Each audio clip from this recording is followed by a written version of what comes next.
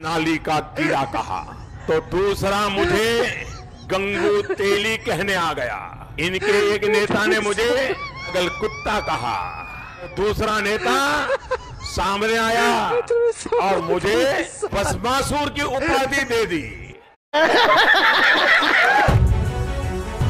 हरियाणा विधानसभा चुनाव के समय एक बार फिर से सोशल मीडिया पर मोदी जी के पुराने वीडियो क्लिप्स की बाढ़ आ गई।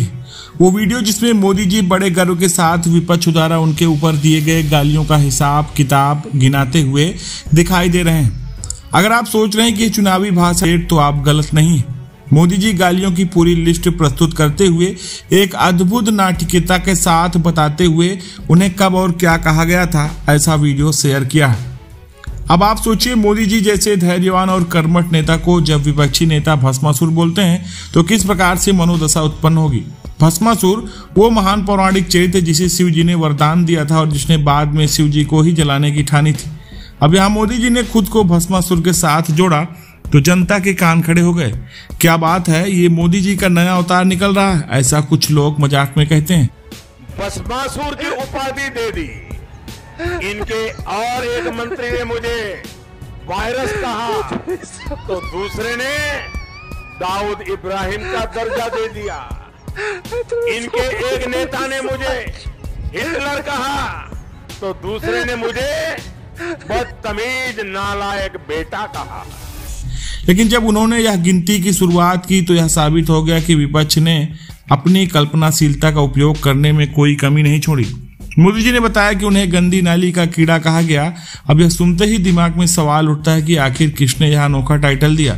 गंदी नाली में कीड़ा मिलना भी मुश्किल होता है तो भला मोदी जी कैसे बन सकते हैं। फिर विपक्ष ने उन्हें गंगू तेली भी कहा। इस पर तेलियों का महासंघ निश्चित ही इस बात पर नाराज होगा कि मोदी जी के साथ तेलियों की तुलना क्यों की गई। आगे बढ़ते हुए विपक्ष ने उन्हें पागल कुत्ता और रेबीज से पीड़ित बंदर भी कहा।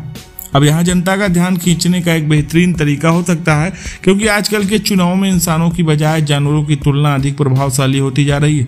सोशल मीडिया पर एक मीम फैक्ट्री बन गई। पागल कुत्ता और रेबीज से पीड़ित बंदर वाले बयान के बाद लोगों ने यह भी सोच लिया कि अब विपक्ष को बोलने के लिए जानवरों का ब्रीडिंग सेंटर खोलना पड़ेगा। हिटलर, दाऊद इब्राहिम, लहू पुरुष जैसे भारी भरकम शब्दों के बाद आखिर में मोदी जी को असत्य का सौदागर भी कहा गया।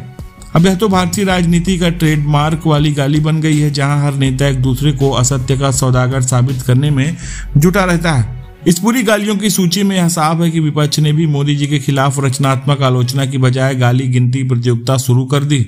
और इस बार सोशल मीडिया की महिमा से यह वीडियो वायरल होते ही देश में हंसी के पात्र बन गए। लेकिन मोदी जी की इन गालियों से कोई फर्क नहीं पड़ता। उनकी गालियों की गिनती तो अब उनका चुनावी हथियार बन गया और जनता भी इस गाली का पुराण का मजा लेकर आगे बढ़ रही। तो आखिर सवाल ये उठता है कि विपक्ष ने मोदी जी को भस्मासुर क्यों कहा और मोदी जी ने इसे क्यों याद रखा। इसका शायद जवाब 2024 के चुनावों में मिल रहा है। फिलहाल यह वीडियो कांग्रेस प्रवक्ता सुरेंद्र राजपूत के माध्यम से शेयर किया गया है।